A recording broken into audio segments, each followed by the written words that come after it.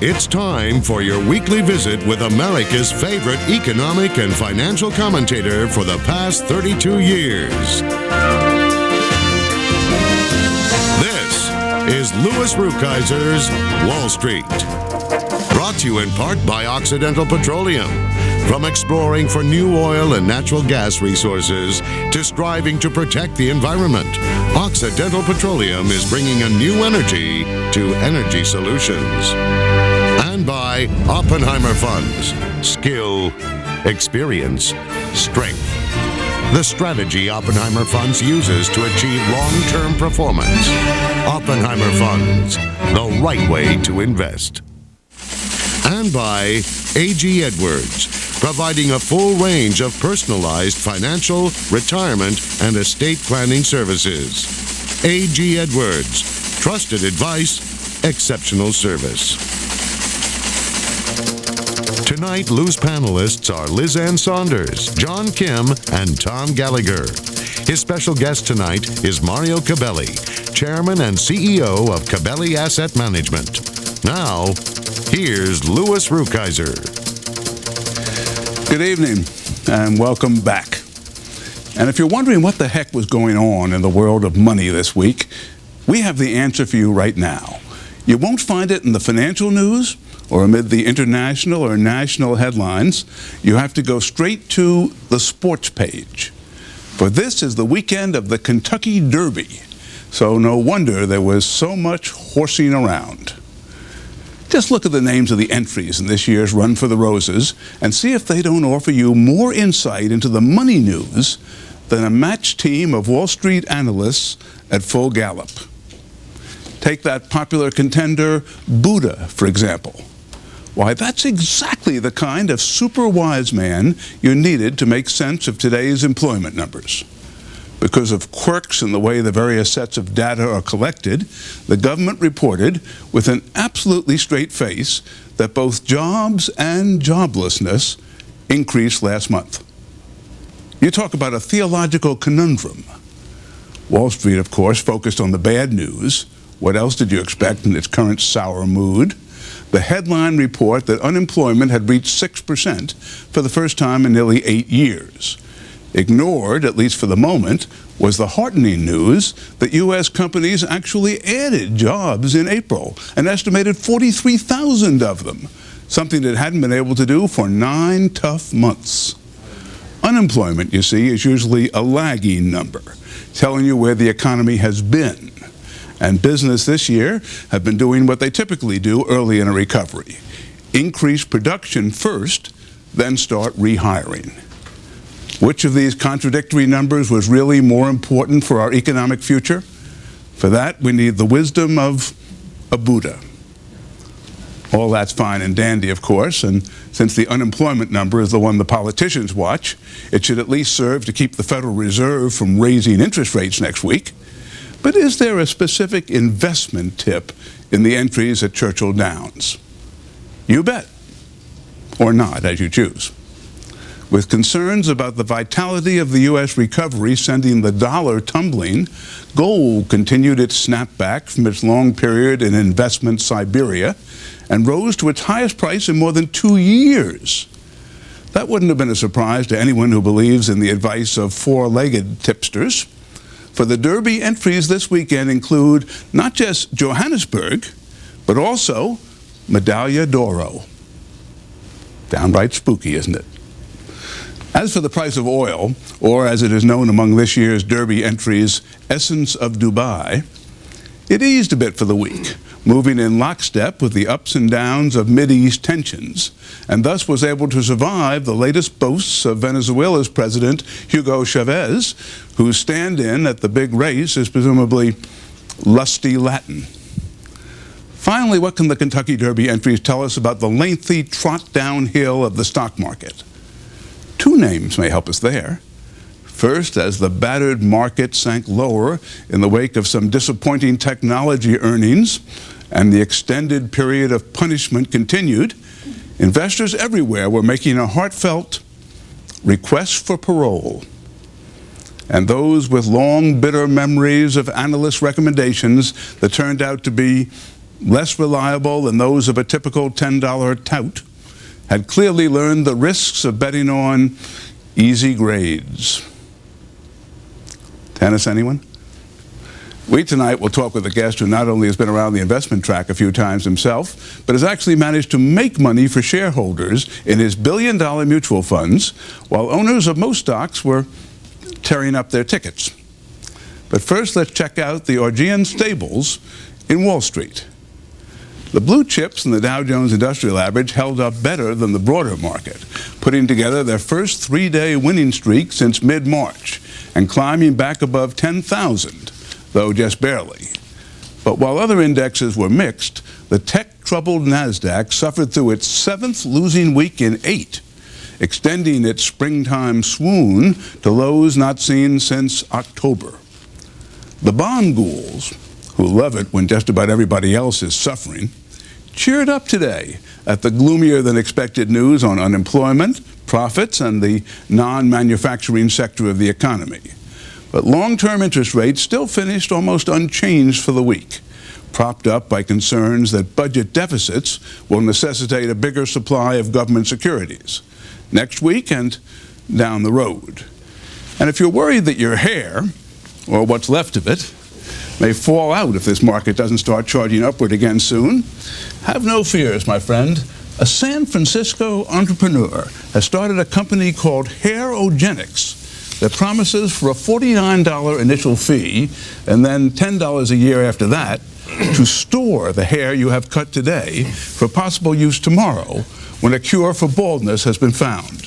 So you'll never again be able to say, hair today, gone tomorrow.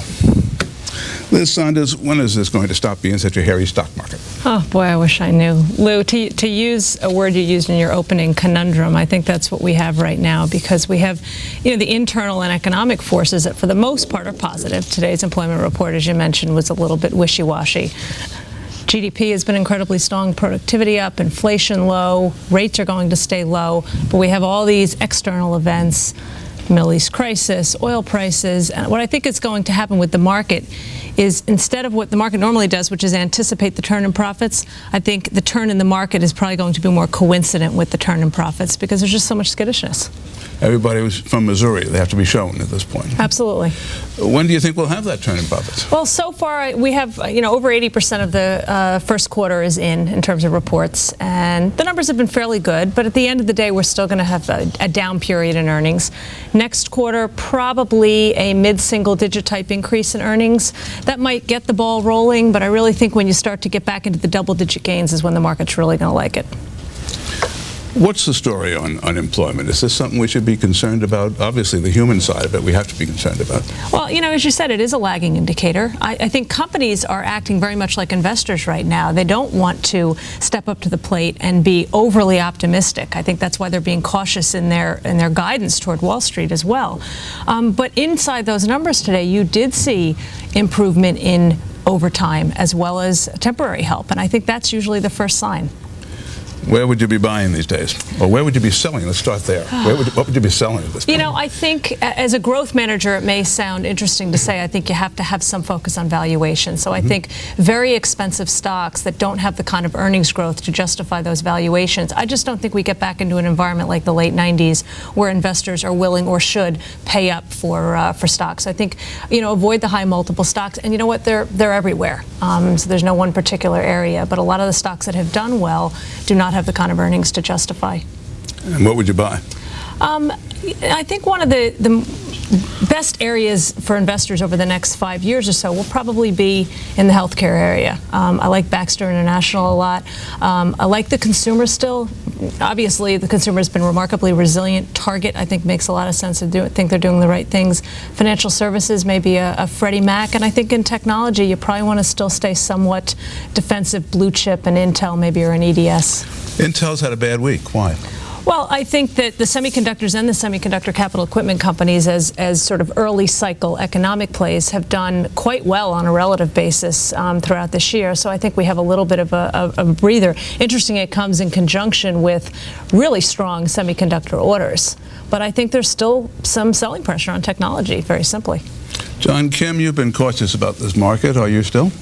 I am. You mentioned the bond ghouls, Lou. The Treasury bond ghouls are doing well, but the high-yield bond ghouls are having a terrible time. And I think stock market participants and investors should actually look at what's going on in the high-yield market. The balance sheet issues, the liquidity funding needs of a WorldCom, Tyco are all very concerning to me. And until they can get over the hurdle of meeting their liquidity funding needs in the near term, I think the stock market is going to be pretty depressed. Would you stay out of the stock market with new money?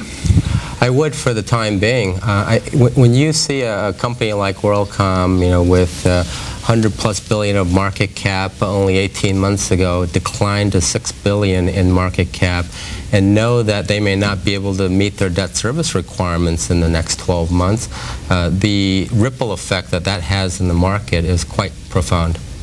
Okay, suppose I buy a winning ticket in the Kentucky Derby, take my winnings and bring them to you and say, where do I invest them? What do you tell me? I'd say stay very defensive.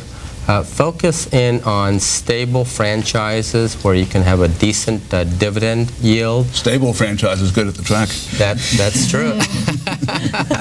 No pun intended. A company just in our backyard, People's Bank Connecticut, offers close to a 6% dividend, and I think that should be your total return expectation for the foreseeable future. They increased their dividend last month. So you don't think the stock price will do anything, but you think the dividend's okay? Well, you can live off of the dividend, and if the stock price improves by 10%, then you've got a magical double-digit return that many investors have not seen for a while.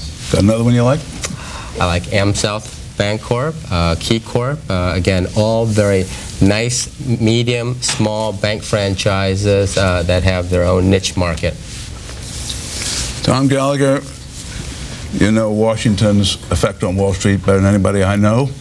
Liz Ann says that they're worrying about these extraneous events. Some of those extraneous events are occurring in Washington.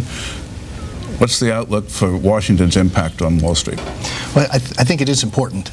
My starting point is how weak this post-recession stock market rally has been. S&P is up about 10 or 11% from its September lows. On average, at this stage of a recovery, the S&P is up 35%. So there are concerns about the recovery, but I don't think that's all of it. The recovery from the 90-91 recession was even weaker than this one, and that stock market was up about 25% at this stage of the recovery. So I do think it's the move to more conservative accounting practices and financial reporting practices overall. The government is playing a role in that. That creates uncertainty over earnings. And I do think it's some of these geopolitical issues, whether it's the Middle East or a war with Iraq that may be looming sometime in 2003, or just worries about terrorism. I think those are other secondary factors that are affecting the rally. Are we making any real progress with Israel and the Palestinians? You had a little bit of an uptick this week, but it's hard to be optimistic over the next several months.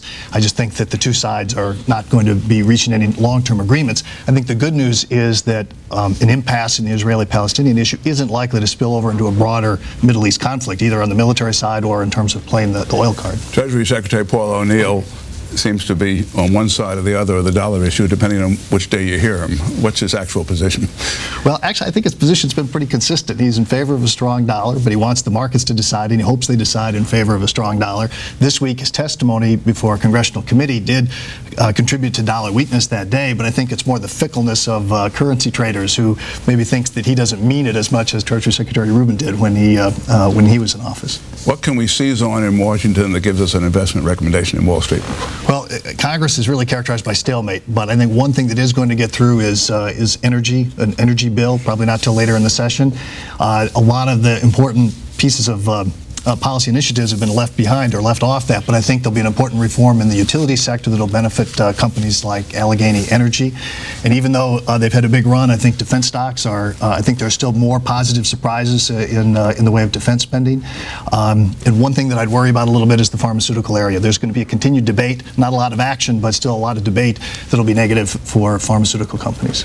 All righty, and now, folks, a reminder of how easy it is to communicate with us here at Louis Rukeyser's Wall Street. Our new email address couldn't be simpler. It's just lou@cnbc.com, and I truly do love to hear from you. And now let's go over and meet tonight's special guest, Mario Gabeli. Mario, welcome. Terrific to be here again, Lou. Nice to have you in a different state. Yes, always. Mario Gabeli is a sucker for a good bargain. He has built on Wall Street's traditional fundamental measurements to develop his own methodology of private market value, which he uses to pick a stock after calculating